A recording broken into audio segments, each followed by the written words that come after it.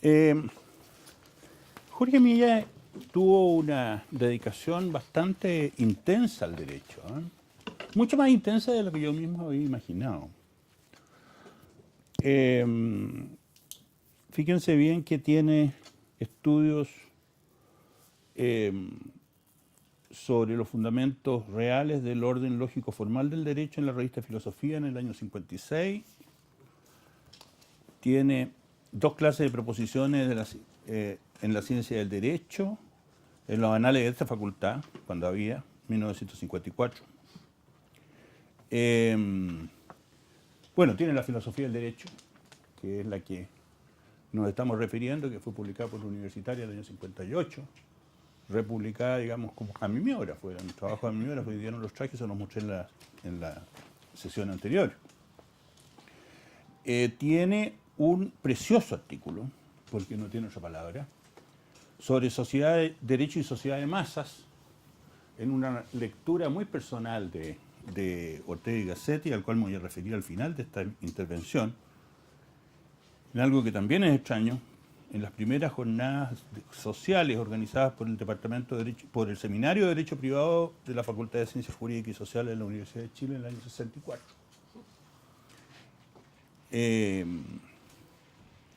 Bueno, tiene el trabajo de Aristóteles sobre la justicia igualadora, en los anales de la Facultad de Ciencias Jurídicas también. Tiene un trabajo que es muy importante desde el punto de vista de su historia personal, que algo tiene que ver también con su posterior filosofía del derecho, que es la idea de individualidad en las prensas de la Universidad de Chile, muy tempranamente, en el año 43. ¿Ya? Y tiene un artículo, tiene una colección de ensayos sobre la historia espiritual de Occidente, donde permanentemente hace referencias al orden jurídico. La escritura de Milla en general es el mismo pensamiento continuo que aspira a una radical cuenta de su objeto que mostraba en sus clases de filosofía del derecho. En la exposición oral como estudiante de quinto año, casi analfabeto en humanidades, seguía por segmentos el argumento y luego se me perdía.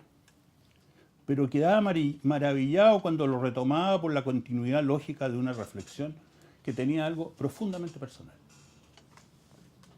Su filosofía del derecho fue construida al andar, por su conexión institucional desde los años 50 con la Facultad de Derecho de la Universidad de Chile.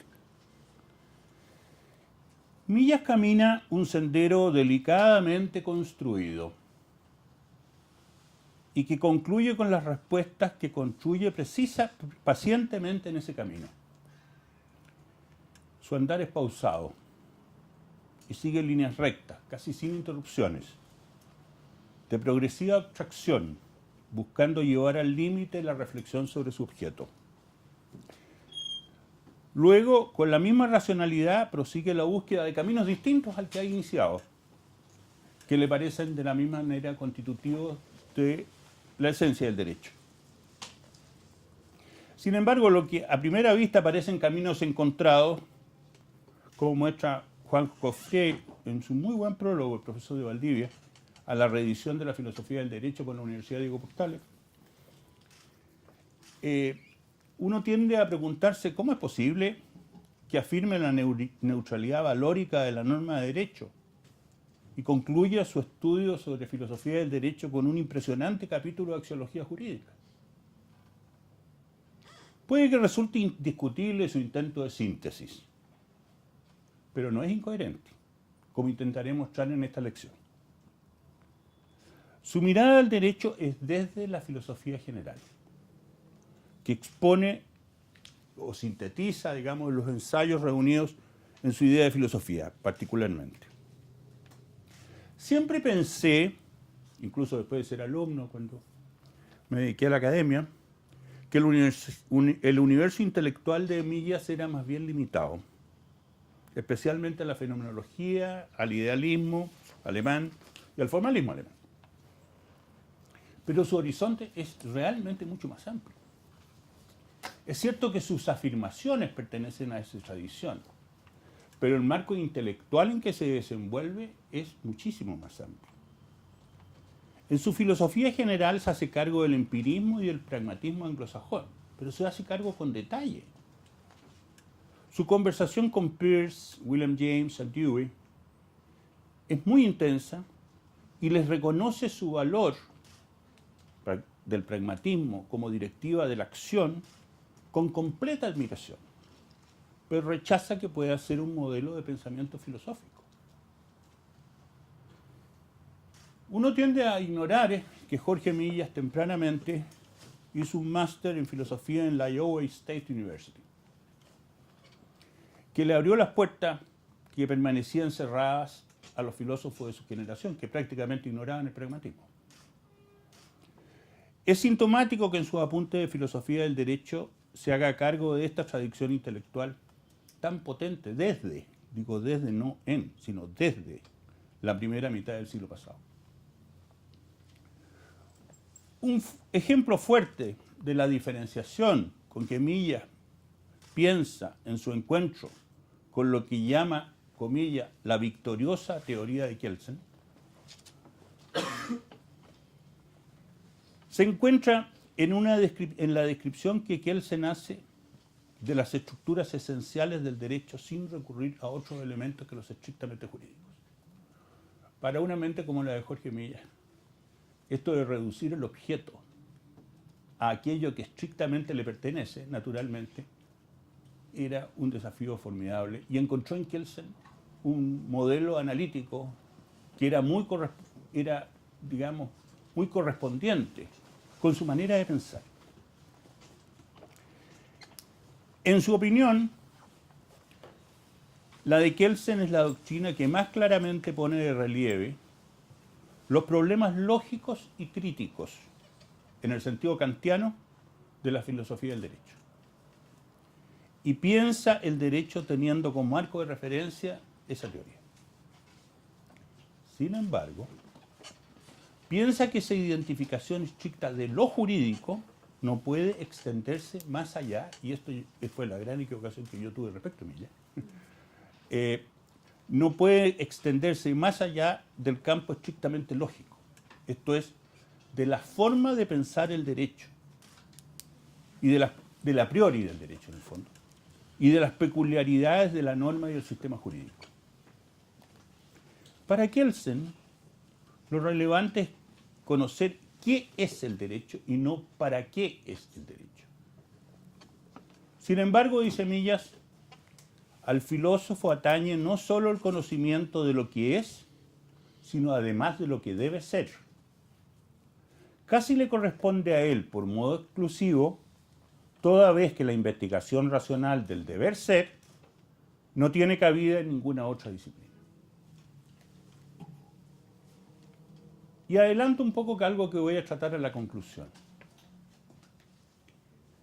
En gran medida, que Millas acoge el sistema formal de Kelsen, como lo voy a exponer enseguida. Sin embargo, su axiología jurídica es una axiología jurídica que no está dentro del derecho, sino que está fuera del derecho.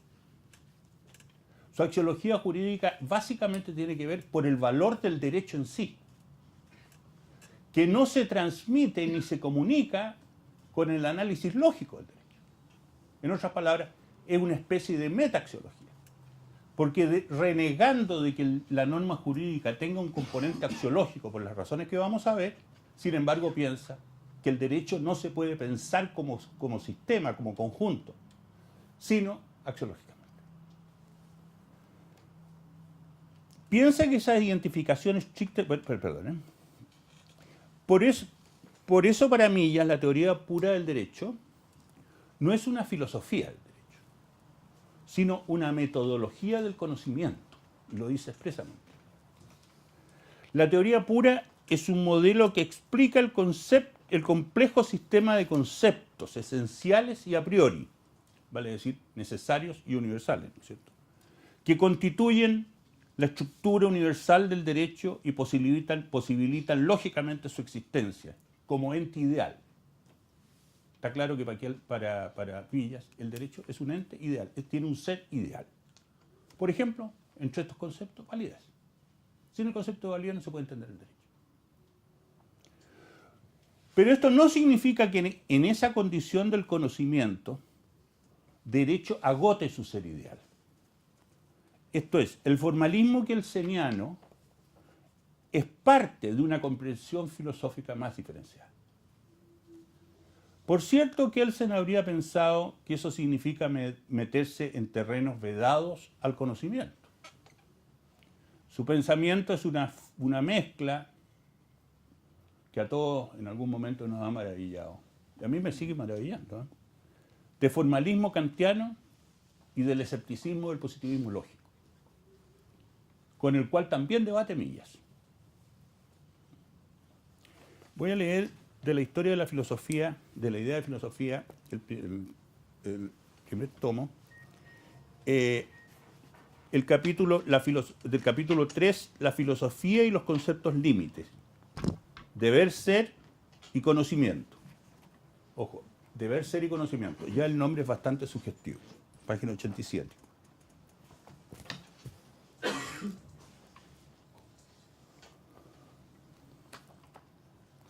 El problema de la validez y verdad de los juicios de valor, dice Millas, filósofo, no filósofo del derecho, se plantea con caracteres del todo peculiares.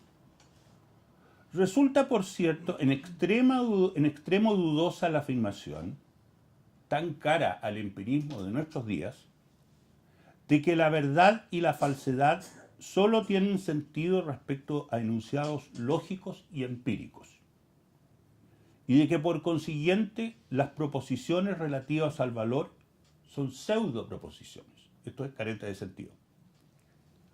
Un punto de vista semejante lleva al absurdo de negar sentido a vastas zonas del decir, del habla, pensar y hacer ético de los hombres, que indudablemente quieren decir y comprender algo cuando dicen la justicia es un bien o debemos tratar al hombre como fin y no como medio.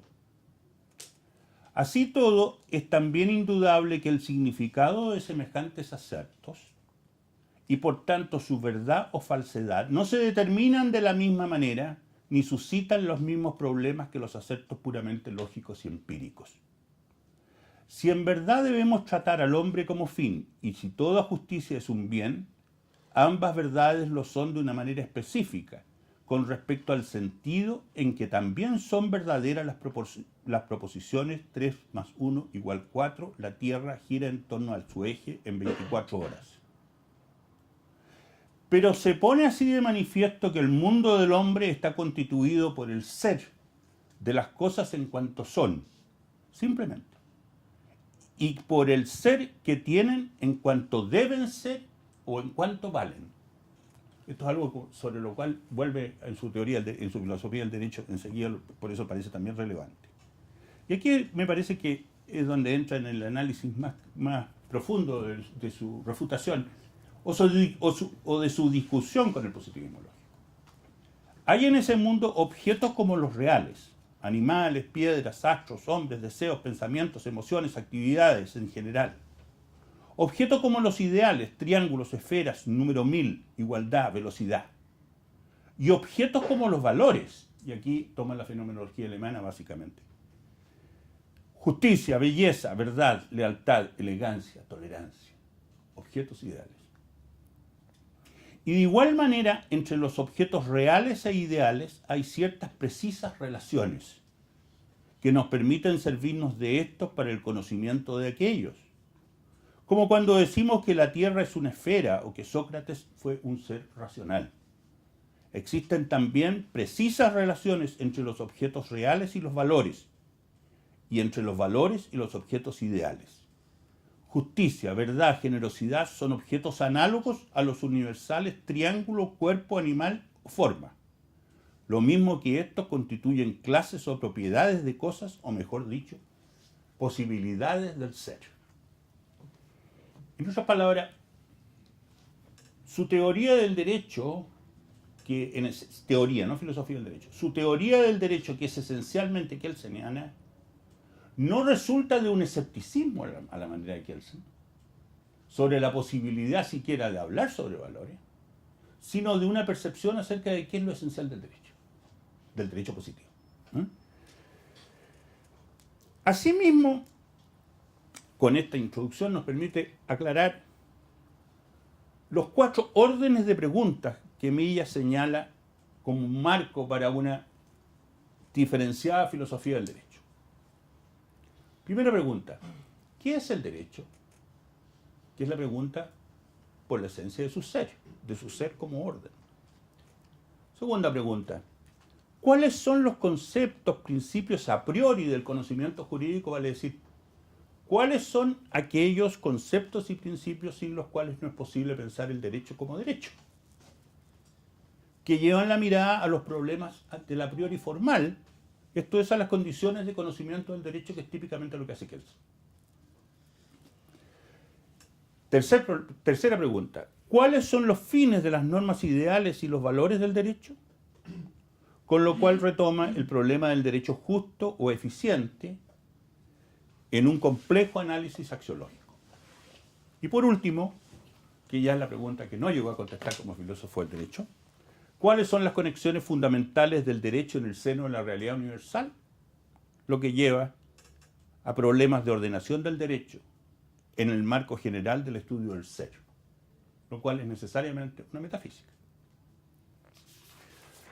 Ningún filósofo del derecho actual se plantea su análisis del derecho en un horizonte tan amplio. Se acabó. Esa visión se acaba. Yo no conozco a nadie después de Millas que lo haya hecho, con ese horizonte amplio. Existen naturalmente grandes filosofías del derecho hoy día. Finis ha hecho una renovación de la doctrina tomista, aristotélico-tomista del bien, y como realidad subyacente a nuestra experiencia de la realidad, y sobre eso ha construido, digamos, una doctrina del derecho extremadamente atractiva, extremadamente bien construida. Yo creo que en esto hay que ser, digamos, lo cual habla bien de Oxford, ¿no es cierto? Habla muy bien de Oxford, que el principal yo naturalista esté en la cuna de la filosofía analítica. La economía mira el derecho como instrucción, como instrumento de dirección, ordenación de la conducta. Son reglas que tienen una finalidad. ¿Cuál es la mejor regla para aumentar el bienestar? Esa es la pregunta del derecho. Y pongamos incentivos. Incentivos positivos e incentivos negativos. La sanción son los incentivos negativos. Los incentivos están en las franquicias tributarias y en todo lo demás. Pero el derecho es un instrumento. El kantismo ha servido también, el kantismo puro, ha servido para entender, digamos, la justicia política. La teoría de Rawls, la más grande teoría de la justicia que se elaboró en el siglo XX, es una teoría de fundamentos kantianos, pero también sirve para explicar el contrato, ¿no es cierto? Como es en el caso de Fried, por ejemplo, que ha desarrollado una maravillosa doctrina del contrato de base kantiana. La lógica de los derechos naturales de libertad, que son el producto de la Ilustración, digamos, no el producto, sino la inspiración de la Ilustración. La libertad personal y política. En el tiempo moderno ha estallado en teorías expansivas de nuevos derechos, muchos de los cuales suponen acción pública. Y así sucesivamente. Pero esta macro teoría del derecho, que comprende, digamos, su estructura lógica, su esencia, vale decir, su sentido desde un punto de vista metafísico, su axiología, vale decir, ¿para qué? Una teoría tan amplia no se consigue. Por eso tal vez hay un indicio de eso, en que los pasos que da Millas desde un nivel de análisis al siguiente, a lo mejor son discutibles. ¿Te fijas? Eso yo creo que yo lo doy por garantizado. Porque en desarrollos más cercanos a la teoría del derecho, es cierto, más bien se mantienen los conceptos, las categorías, o sea, digamos, se mantienen conceptos y categorías que son esencialmente kelsenianas. Hart, claro, no tiene el concepto kantiano de deber ser de una manera formal tan abstracta, pero resulta que la estructura de Hart es, desde el derecho común, desde el lenguaje común, es una construcción de una teoría del derecho como institución normativa, ¿no es cierto? Pero que ustedes ven, las preguntas de Hart coinciden en muchos casos con las de Kelsen. La regla de reconocimiento, la regla de validez, ¿no es cierto? Hay distinciones que ha hecho que provienen de Wittgenstein, básicamente la distinción entre reglas que dan potestades y reglas y normas. Pero bueno, pero en esencia, digamos, la lógica de la teoría de Hart responde con otro principio filosófico a los propósitos de Kelsen. Lo mismo pasa con algunos más contemporáneos, por ejemplo, Ratz. Ratz también es, desde el punto de vista teórico, yo diría que no es un quiebre con Kelsen, ni mucho menos. Kelsen sigue vivo.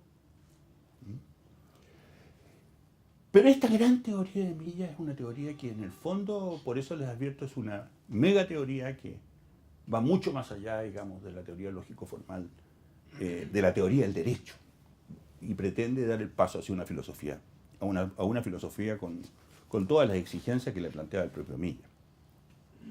Las 4 preguntas de Millas sobre qué es el derecho, cuál es su estructura universalmente su estructura formal, cuáles son sus valores y su vinculación con la filosofía del ser, muestran su infinita curiosidad intelectual y su amplísimo horizonte de intereses, que lo lleva a plantearse preguntas muy distintas acerca de su objeto. Para Millas, el derecho es un área especial de la realidad a la que se aplica una idea ambiciosa de filosofía. Su punto de partida es atender, es cierto, el a priori lógico formal del derecho.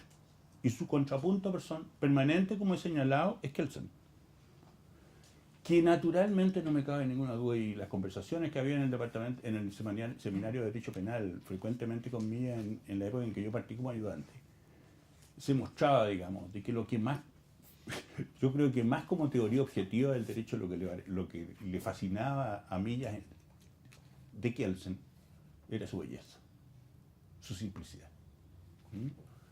Esa es una impresión que probablemente la he reconstruido desde entonces. No hay noticia de que Millas haya alcanzado a conocer a Hart. ¿No? En verdad, no conoció a Hart. No conoció a Hart. La obra de Millas en Derecho es básicamente anterior al año 60. La obra de Hart, como dije el lunes pasado, es del año 61. A Chile llegó el artículo. La primera noticia que tengo es un seminario que organizé a la vuelta de mi doctorado en el año 79, en que leímos Hart. Pero Hart no se leyó en Chile hasta los 80, esa es la verdad. Es dudoso que lo hubiera remisido. Estuve pensando y dije, ¿qué habría dicho Millas si hubiese leído Hart? Yo creo que rápidamente lo habría metido dentro de las coordenadas de la filosofía general, de la filosofía del lenguaje, básicamente. Hart tiene como modelo analítico precisamente la filosofía del lenguaje, incluido indirectamente el tardío Wittgenstein. Wittgenstein no alcanzó a publicar. Ustedes saben que Wittgenstein, las investigaciones filosóficas de Wittgenstein fueron un gran rumor en el mundo intelectual anglosajón y alemán antes de la muerte de Wittgenstein, pero las investigaciones filosóficas se publicaron solo una vez que murió Wittgenstein. Por lo tanto, todo lo que Hart tiene de Wittgenstein es de oídas. Su orientación analítica hacia la actuación institucional del derecho en Hart tiene que ver con un análisis de la conducta, es un análisis empirista, digamos, lo fantástico que hay en Kelsen y en Hart es que uno no puede ser más alemán y el otro no puede ser más británico, ¿no es cierto? Es la gran tradición empirista inglesa, digamos, la de Hart, y la tradición lógico-formal, idealista alemana en Kelsen, ¿no? Siguiendo la filosofía alemana de la primera parte del siglo XX, Millas concibe la esencia, para analizar la esencia del derecho, como la posibilidad ideal de lo jurídico, que se materializa en el complejo lógico de categorías que posibilitan la experiencia jurídica. Vale decir, las formas de pensar que hacen posible la experiencia jurídica. Es muy kantiano. ¿Cuáles son estas categorías? Y aquí es donde entra lo que a mí me ha parecido de esta relectura, la parte más interesante y fascinante de la doctrina de Millas. ¿Cuáles son estas categorías? En la medida que el derecho está compuesto por normas de convivencia, prescritas por la autoridad pública, siguiendo a Kelsen, Su comprensión supone hacer inteligible lo normativo. ¿Vale? ¿Qué es lo normativo? Ese es el concepto más general.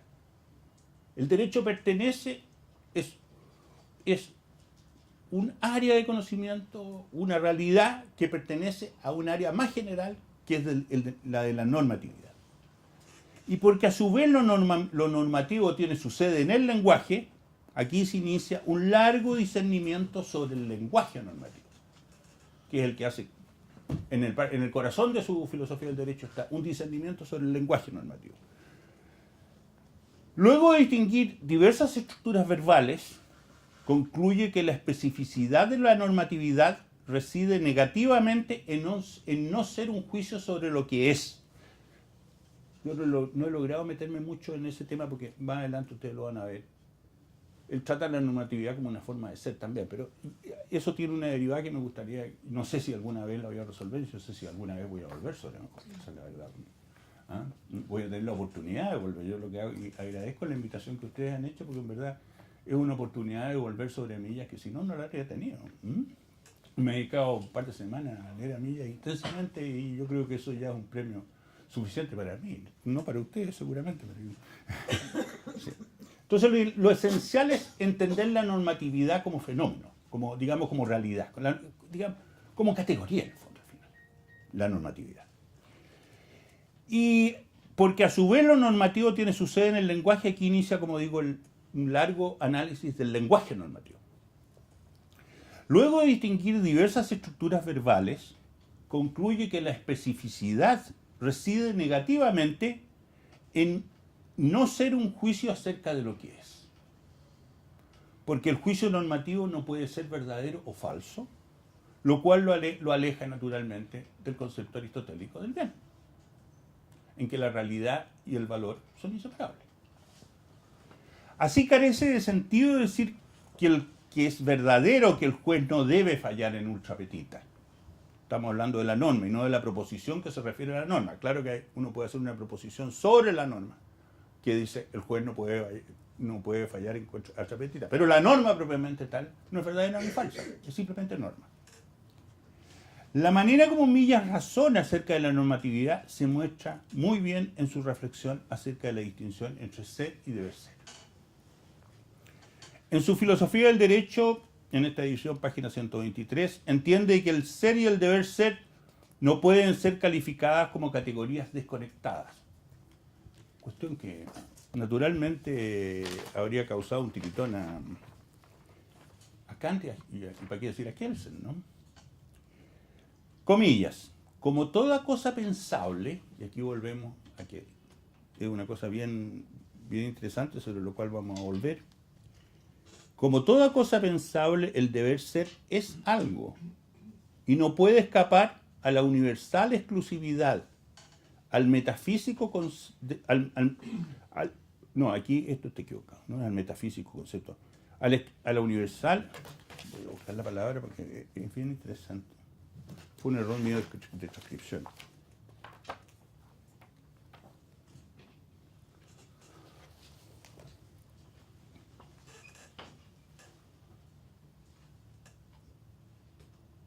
No, es mucho, imagínense. Al imperialismo metafísico del ser, es la palabra que... ¿No es cierto? Tiene bien poco que ver con lo que está leyendo. ¿No es cierto? No, el deber ser no puede escapar, dice, al imperialismo metafísico del ser, porque el ser es, en el fondo, digamos, es el concepto último al cual se reconduce todo saber, todo entender, todo verdaderamente el límite es el ser. ¿No es cierto? Ustedes comprenderán que es el gran tema de la filosofía del siglo XX, ¿no es cierto?, con Heidegger particularmente, y la crítica a esa percepción, a ese concepto, ¿no?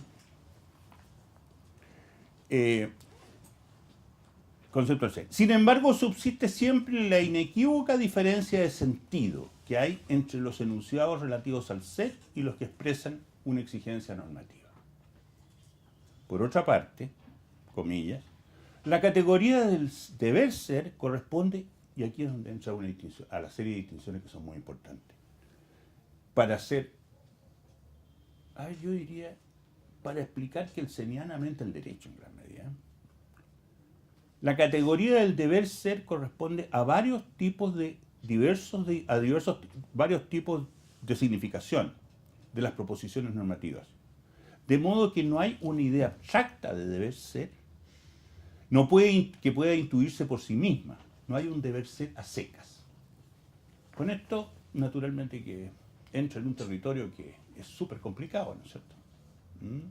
Porque precisamente esta distinción entre ser y deber ser es una distinción categorial que proviene de las críticas de Kant, y que es difícil sostener un deber ser como una entidad autónoma, digamos, como una categoría, como una forma de pensar que pueda ser subsumible en otra, ¿no? O que pueda ser tan diferenciada que de alguna manera, esa es la pregunta que me quedó a mí dando vuelta, que pueda ser tan diferenciada que el deber ser moral, por ejemplo, tenga características tan diversas al deber ser jurídico como las que asigna Milla. La categoría del deber ser corresponde a varios tipos diversos de significaciones de las proposiciones normativas, y por lo tanto, reitero, no hay una idea abstracta del deber ser, no hay una idea que pueda intuirse por sí misma, no hay un deber ser a secas.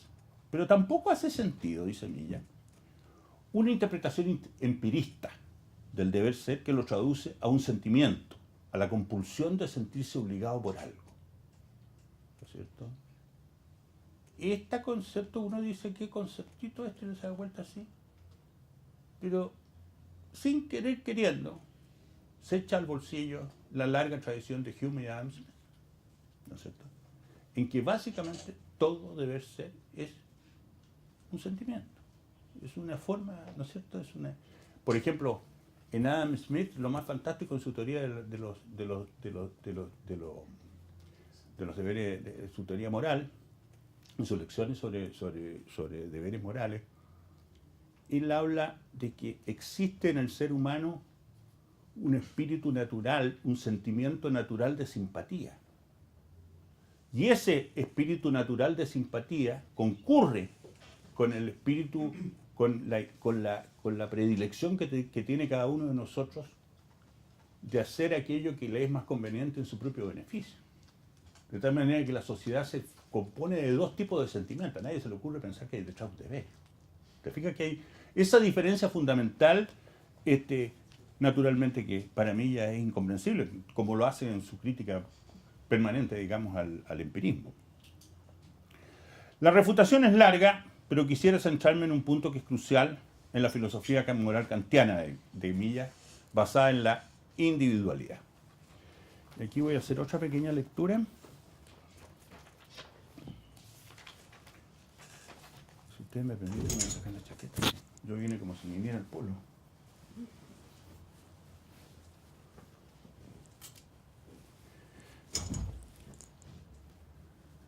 Me voy a perder. Al revés de lo que pretenden los empiristas, frente al deber ser, fíjense que interesante como discurre, porque llama empirista, pero resulta que aquí está pensando en Hume, está pensando en Adam Smith, está pensando en toda esa tradición, ¿no? Al revés de lo que pretenden los empiristas frente al deber ser, no experimentamos jamás un sentimiento de hallarnos privados de libertad. Al contrario, el deber ser supone la libertad del obligado. La norma debes hacer el bien a tus semejantes se limita a expresar el valor que objetivamente se ve en ciertas formas de conducta que llamamos hacer el bien. Mas yo pertenezco libre ante la norma y podré hacer o no el bien, aún en el caso que me sienta éticamente obligado por su mandato. Más aún, solo en cuanto soy libre puedo reconocer deberes. El deber se constituye como imperativo de una acción meramente posible que pudiera no ser realizada. Tú puedes, por tanto debes, dejó dicho Kant en axioma famoso que constituye un verdadero pienso luego existo del mundo moral. El pienso luego existo es la reflexión metafísica más profunda a partir de mí mismo, de lo que yo de mí, del sujeto, del individuo. Tú puedes, por tanto, tú debes, es lo mismo, equivalente desde el punto de vista moral. El deber ser de la conducta valiosa implica la posibilidad de su no ser en virtud de la libertad del obligado. El análisis fenomenológico de Millas asume que detrás del deber ser existe un valor.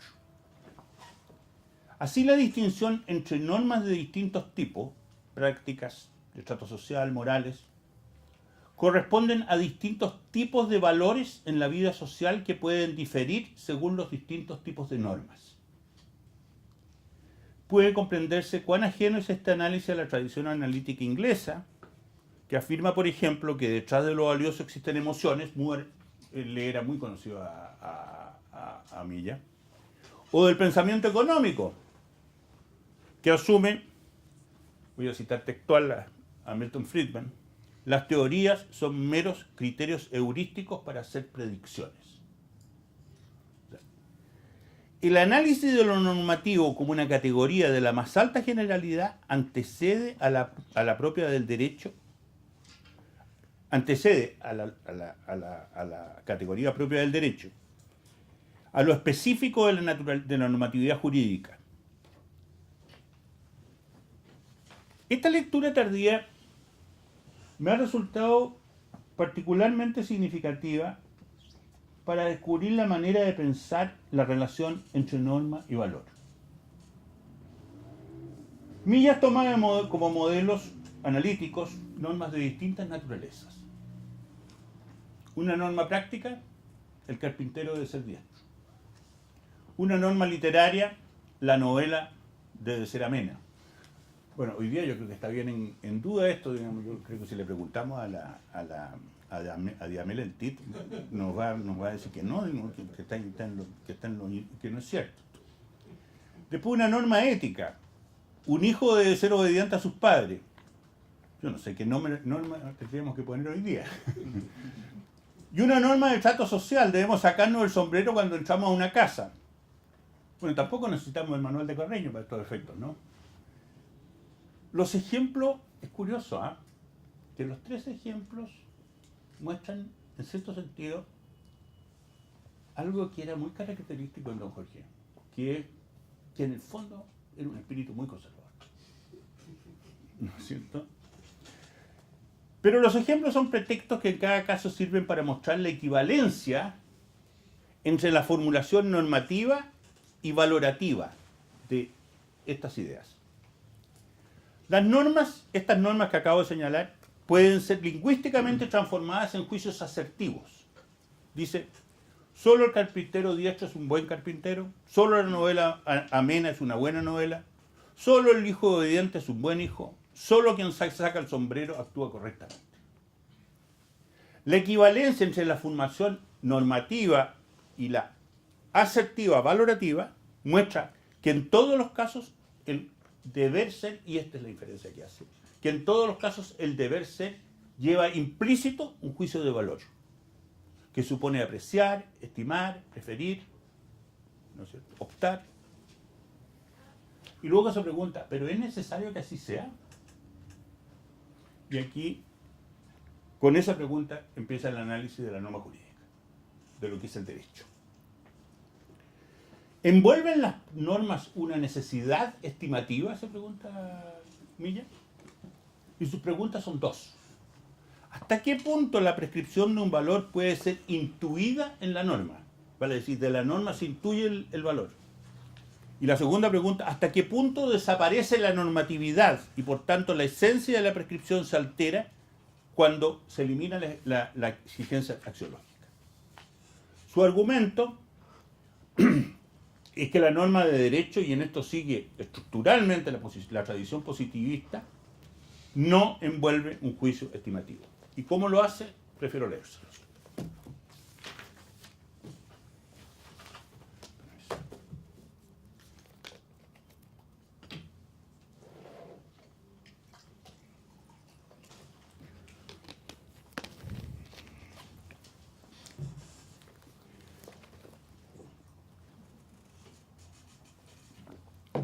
Mientras nos limitemos a considerar únicamente lo que se da en la norma jurídica en cuanto tal, no podemos decir que intuyamos en ella ninguna exigencia ideal de preferencia, ninguna forzosidad estimativa. Tampoco podemos decir que su carácter prescriptivo se altere o se extinga al prescindir del aspecto valorativo. Mientras nos mantengamos dentro de la significación estrictamente jurídica de la norma, será inútil que apuremos su sentido para que salga de él una exigencia de valoración.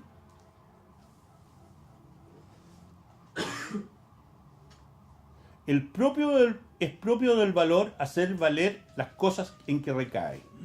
Y este valer lo expresa el juicio normativo de valor, el juicio ético, por ejemplo, declarando la forzosidad de que el valor sea preferido o estimado.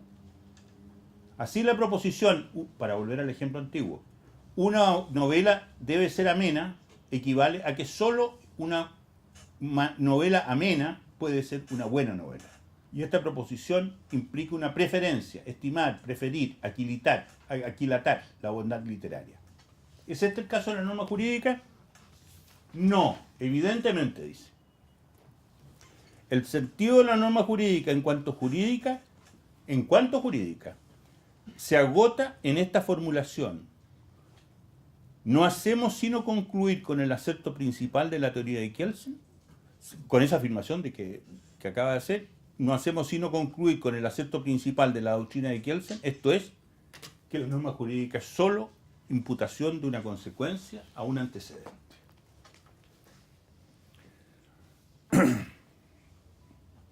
La norma laboral que establece la irrenunciabilidad de los derechos legales no es jurídicamente buena o mala, sino simplemente niega valor a los juicios, a los pactos en contrario. Incluso para valorar la norma del derecho penal que prohíbe el asesinato, sería imposible.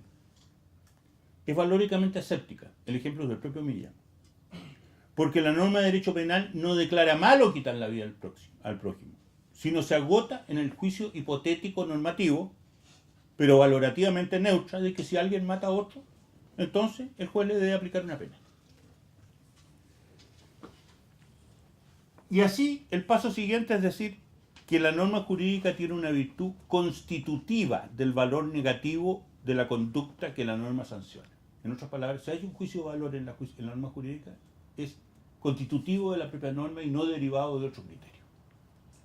La norma es un criterio para juzgar la conducta, pero la propia norma no pasa el juicio correspondiente. ¿No es cierto? La doctrina filosófico-formal de la norma jurídica y del sistema jurídico es esencialmente kelseniana. Tiene una serie de variaciones.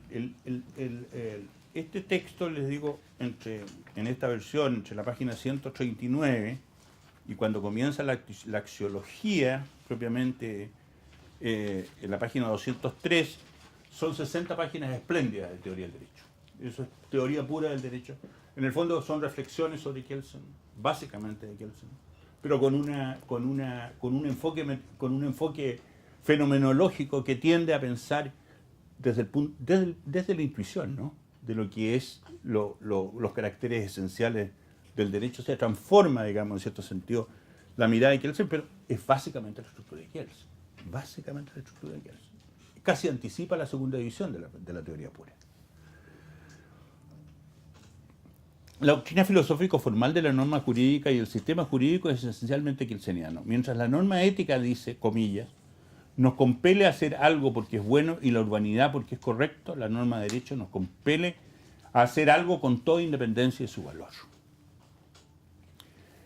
Pero sin embargo discute la idea de Kelsen, y esto es un punto interesante, más bien de pasada, discute la idea de Kelsen de que el derecho sea una técnica social. Porque claramente ve detrás de este concepto de la técnica social un trasfondo pragmático utilitarista, que sigue la lógica del Estado regulador. Ese fue por lo demás el tema de mi memoria de prueba en esta escuela. De qué manera, digamos, en el fondo, cuál era la filosofía política que existía detrás de la lógica formal de Kelsen. Una pretensión, imagínense. Millán afirma, por el contrario, una neutralidad axiológica solo en razón de la forma de actuación del derecho, y eso es lo interesante.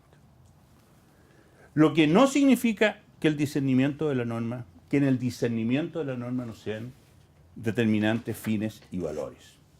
Comillas, la norma jurídica se halla teleológicamente determinada y esta determinación proviene de valores. Pero ella misma como pensamiento, y esta es la diferencia que hace, ella misma como pensamiento no declara valores, no expresa el deber intrínseco de las formas de vida que prescribe. Estrictamente hablando, no hay un deber jurídico, sino prescripciones y consecuencias.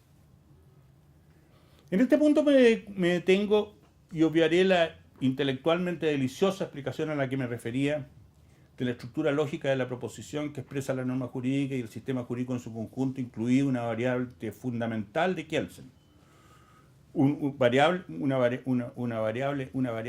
reflexión sobre la norma fundamental de Kelsen súper interesante, página 168, y un concepto voluntarista de las fuentes del derecho, de las fuentes del derecho, que yo después, por lo demás, fue el tema que me dediqué en mi trabajo de doctorado. Las doctrinas analíticas del derecho, en verdad, desde John Austin, lo han entendido como creación pública. Incluso la costumbre solo es relevante cuando las decisiones se apoyan en ella, y es algo que desarrolla el propio Milla en este trabajo, en este libro. El mandato en estos apuntes. Esto es decir, la filosofía del derecho son sus apuntes de clase. Se lo sabía también, yo creo que los recitaba sin necesidad de volver a verlos, ¿no es cierto?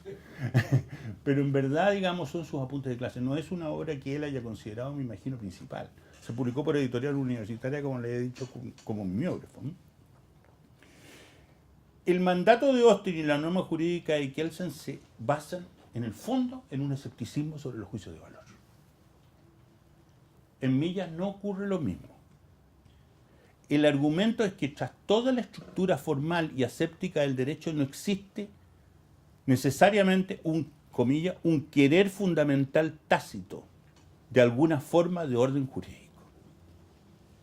Esta proposición exige limitar el ámbito legítimo de la teoría pura que con calificaciones ha analizado en los capítulos anteriores. Ocurre que llega el momento, dice Millas, en que la pregunta cambia de naturaleza. Ya no se trata de buscar cuál es la estructura universal lógico-formal del derecho, sino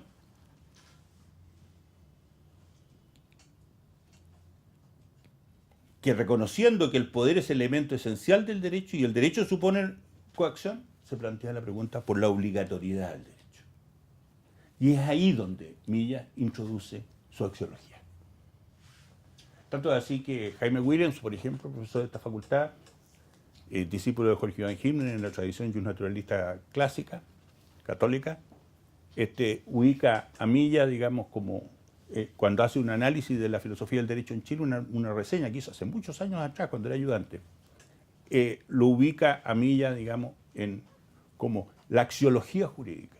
O sea, se ignora todo lo que hemos hablado hasta ahora.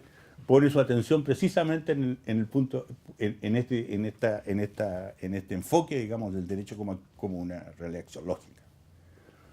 Aunque el poder es elemento esencial del derecho y el derecho supone coacción, la obligatoriedad del derecho, no su mera normatividad formal y eliminando un criterio psicológico, supone una exigencia originaria, independiente de toda arbitrariedad o creación subjetiva. Y ahí es donde hace su enfoque de los valores jurídicos. El derecho como totalidad tiene y aquí es donde lo plantea, comienza su argumento sobre axiología, estoy terminando, porque esta parte es bastante breve. El derecho como totalidad tiene un fundamento extrajurídico, ya que su propia obligatoriedad es axiológicamente neutra.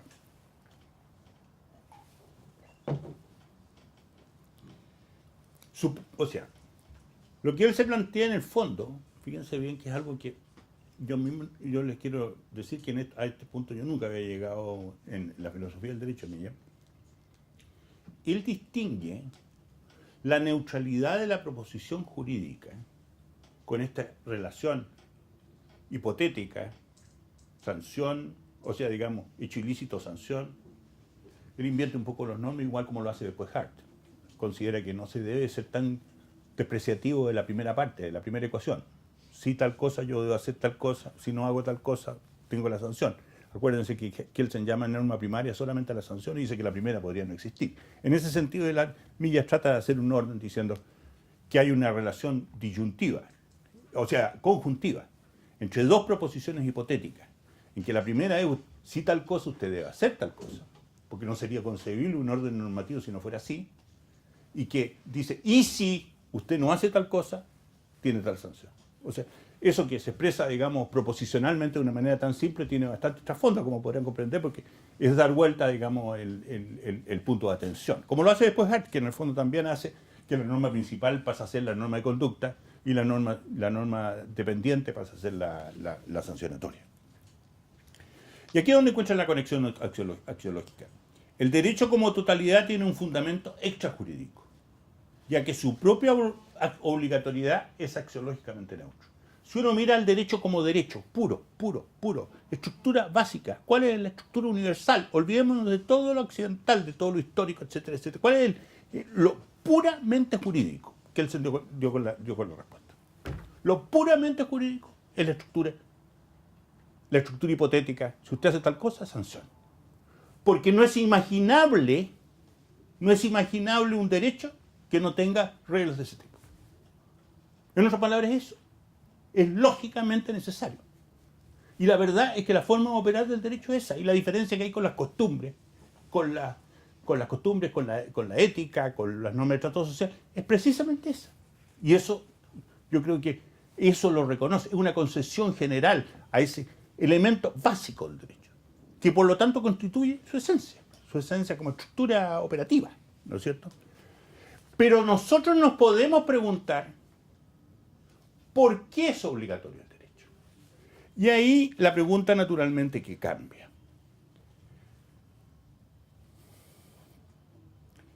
En la base del orden jurídico, más allá de la norma categorial, esa de la famosa norma hipotética fundamental de Kelsen, que él mismo la rebate en su forma, no hay tiempo para meterme en el tema, podríamos analizar todas las variaciones que hace Millas respecto de Kelsen en numerosos puntos, partiendo por la norma fundamental. En la base del orden jurídico, más allá de la norma categorial, como la llama él, para decir que es un supuesto lógico y eso es todo, que es todavía jurídica, aparece la norma extrajurídica. Es bueno respetar el derecho, o también el derecho es un valor. ¿Y por qué es un valor? En otras palabras, existe derecho porque es valioso tenerlo. Pero hay muchas respuestas a ese respecto. Hobbes es el primero. Locke da otra. Kant da otra. Rawls da otra. Estamos hablando de los modernos. Todos han dado respuestas más o menos diferentes. Ello se explica, en opinión de Millas, no hace referencia a esta justificación de Hobbes, de Locke, de Kant o de Rawls, se explica por la plasticidad axiológica del derecho. Porque su estructura formal es tan pura, pero al mismo tiempo tan versátil, que hace, digamos, que sea axiológicamente muy diferenciado, plástico, ¿vale? Es decir, puede cumplir distintos fines. Desde luego contribuye a la justicia, a la paz, al orden. Pero estos son bienes y valores, dice él, que se pueden conseguir por otros medios. Se pueden conseguir básicamente con las costumbres. Se pueden conseguir, probablemente están un poco optimista a este respecto, ¿no? Pero se pueden conseguir por otros medios. Lo específico, y aquí donde vuelve de nuevo a dónde está la esencia. ¿Qué es lo que hace al derecho diferente en el terreno axiológico? El derecho comparte en el terreno axiológico la idea de justicia, la idea de igualdad, la idea de libertad, esencial, ¿no es cierto? Pero resulta que esas ideas se pueden pensar sin el derecho.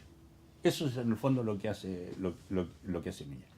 Pero hay una idea que no se puede pensar sin el derecho, que es la seguridad.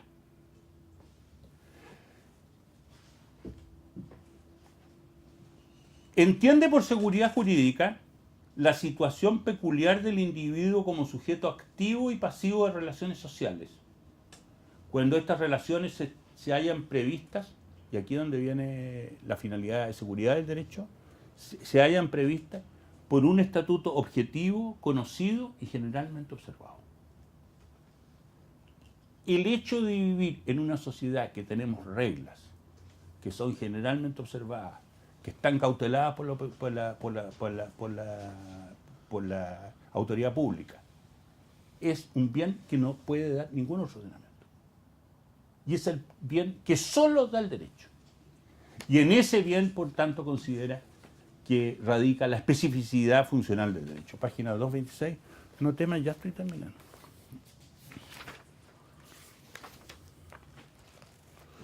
Es una linda cita, es una página. El orden jurídico no representa de modo alguno al sumo orden axiológico. Al contrario, solo a expensas de ciertos valores puede en determinados casos existir el derecho, cuya esencia consiste en supeditar todo bien a la seguridad, la santidad, la belleza, la verdad y hasta la propia justicia. ¿Mas cómo es esto posible? ¿Qué valor es este que como nuevo Moloch exige sacrificio de ofrendas tan preciosas?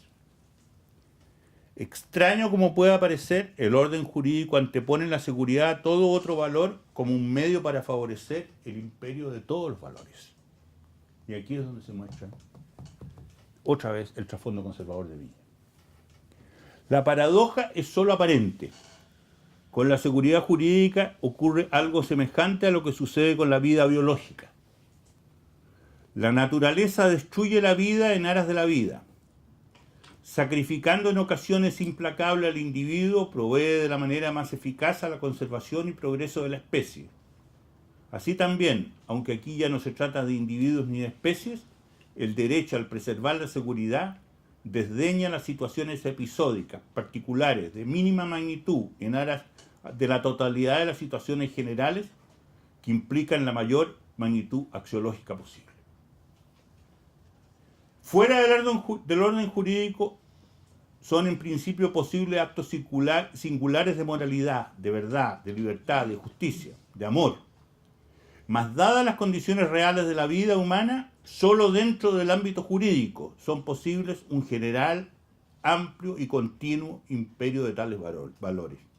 Y así, tolerando en tal o cual caso lo injusto, aceptando aquí y allá particulares menoscabos de la libertad, admitiendo circunstancialmente incluso la violencia, puede el derecho imponer la seguridad y con ello el ámbito propiciatorio de una más universal y perdurable justicia, libertad o paz. Curioso, pero la lectura de esto, yo no sé si a ustedes les produce el mismo efecto, tiene algo joyciano, ¿no es cierto?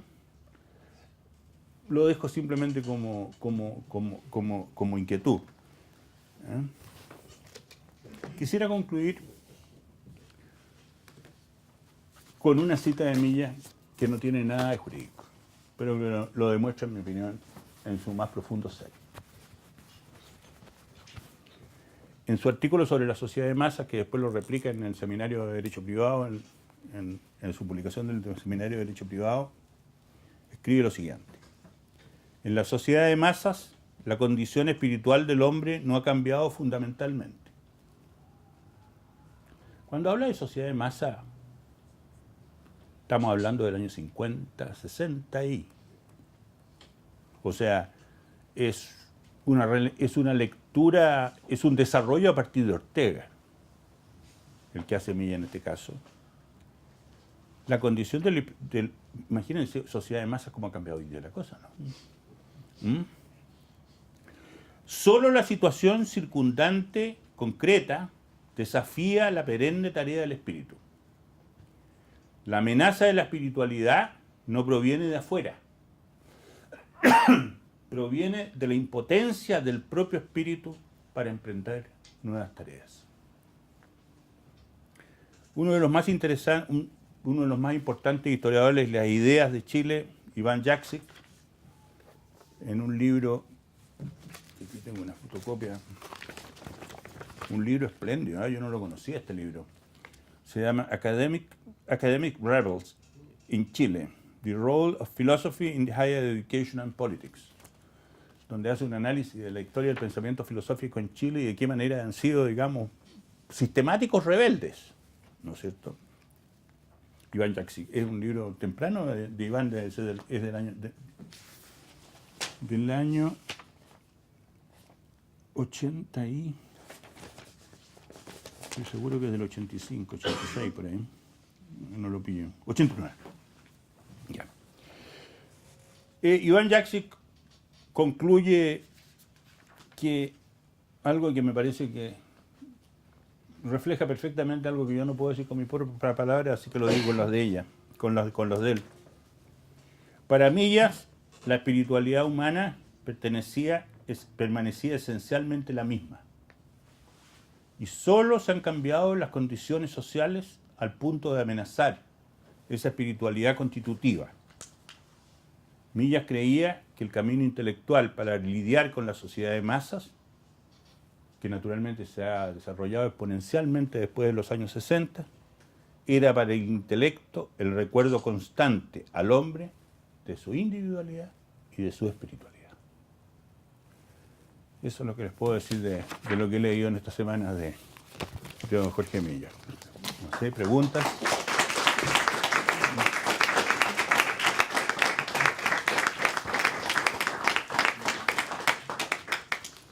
Lamentablemente no hay fotos, muchas fotos de don Jorge.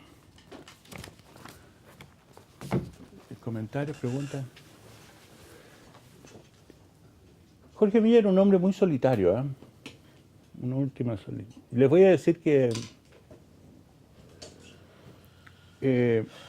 yo no recuerdo exactamente qué año murió, 83, 82, un poco después del 80. Ustedes saben que el 80 hizo un famoso discurso en el Teatro Caupolicán, habló antes de Frey en una manifestación para contra la Constitución que se iba a plebiscitar el año 80. Bueno, yo lo vi un par de veces después, pero de repente supe que había tenido una embolía, un fuerte ataque cerebral. Y me acuerdo que con Arturo Fontaine fuimos para decirle si tenía algunos artículos. Yo sabía que estaba en una precarísima situación económica. Vivía en una calle Agustín Adors, creo que se llama, allá en La Reina. Una casa bonita, pero mal tenía, solo, muy solo, muy solo. Dijo, me cayó un rayo. Me cambió la vida, dijo. Y cuando nos estábamos despidiendo, dijo, ustedes que creen, recen por mí. Es curioso porque eso demuestra lo que era Millas. Para Millas no hay fe ni ateísmo. Está siempre que todo es posible. ¿Me entiendes? Eso yo creo que era, lo digo como una anécdota, pero es una cosa que le surgió muy profundamente, pero que de alguna manera muestra cómo Millas era un hombre comprometido con la verdad, pero siempre sabía que la verdad era izquierda. Eso es. Sí. Sí he entendido de su clarísima explicación de las ideas de Millas. Millas sostiene que hay dos tipos de justificaciones, ¿no?, que convergen, digamos, en el sistema jurídico. Una es la justificación que provee la norma, que es una justificación que toma la forma de la imputación de una consecuencia de una conducta, ¿no? Y esa justificación es completamente, digamos, axiológicamente abstinente. Se caracteriza por su forma, ¿cierto? Sí. Pero aquello que justifica la norma, en primer lugar, eso sí que es axiológico, ¿no? Es decir, está la justificación que la norma provee respecto a una conducta, y está aquello que justifica la norma, que es lo que justifica en general el sistema jurídico, la obligatoriedad, ¿no? Claro. Y hacia el final de su exposición usted dejó ver algunas ideas que podrían darnos claridad sobre qué piensa Millas que justifica el sistema jurídico, ¿no?, que es esta idea de estabilidad, esta idea de seguridad, ¿no? Pero yo me pregunto, después de todo, esa visión sobre lo que justifica el sistema jurídico es una visión comprensiva, ¿no? Es una visión axiológicamente enriquecida. Yo puedo tener una visión distinta, no hobbesiana, sobre cuál es la razón que justifica. Entonces mi pregunta es la siguiente. ¿Cree usted que, dado que la teoría del derecho después de todo es la justificación de la coacción estatal, ¿no? Y eso quiere decir que la teoría del derecho la justificación de la teoría del derecho debe apelar a un consenso bastante unánime entre sus destinatarios, ¿no? Porque está justificando algo que es un hecho de violencia, ¿no? Que es la coacción del Estado, ¿no? Algo que va a restar mucha libertad a esos destinatarios. Entonces la justificación, dado que les va a restar absoluta libertad a los destinatarios, tiene que ser unánime, tiene que apelar a todos sus destinatarios, ¿no? Tiene que ser legítima en ese sentido, ¿no? Entonces yo me pregunto si una teoría como la de Millas es democráticamente viable, ¿no? Siendo que el requisito para poder justificar el sistema jurídico es convencer a todos los destinatarios de un pequeño consenso sobre cuál es la virtud, digamos, cuál es el valor que ese sistema jurídico abriga, ¿no? Yo creo que Millas tiene una visión demasiado comprensiva sobre la justificación del sistema jurídico, la primera forma de justificación, que es bastante inviable en una sociedad plural como la nuestra. No sé qué piensa usted al respecto. A ver, claro, son preguntas que uno se plantea que yo creo que Millas no se las planteó así, ¿eh? En teoría política él yo creo que tiene poco escrito de teoría política propiamente tiene Millas, ¿no? Ahora, respecto a la justificación de la norma de derecho, ojo, no se plantea el tema de la justificación de la norma de derecho. Dice que el tema de la justificación es un tema de la norma, es un problema que queda fuera de la norma. O sea, que pueden haber razones por las cuales se impuso la norma, pero que esas razones no pertenecen a la norma. La pregunta que a mí me surge ahí es más bien, digamos, en el lenguaje de Millas, que la norma se reduciría a su contenido proposicional. Esa es mi tesis, lo que yo discuto básicamente de la tradición analítica en mi propia tesis de doctorado, que nunca más he leído. Pero que era precisamente eso, que el contenido proposicional de la norma no la agota, digamos. Y que en cierto sentido detrás de las normas existen formas de vida, que también son, por ejemplo, prácticas judiciales y todo eso. Pero en el sentido que Millas hablaba de la norma no tiene justificación. La norma, la única justificación que tiene son los criterios de validación dentro del sistema y punto. ¿Estamos? O sea, internamente en el derecho no hay justificación. No hay problema de justificación. Uno puede hacer, y es la manera como él critica al realismo. El realismo dice, mire, resulta que se pone en la mente antes de la norma, pero la norma una vez que está ahí, digamos, es un ente ideal, te fijas tú, que no tiene justificación. Distinto es el problema que se plantea hacia el final, que se pregunta, ¿tiene justificación el derecho como derecho? Y al hablar de derecho como derecho, en el fondo habla del derecho como institución, y de nuevo estamos hablando intemporalmente, en términos universales.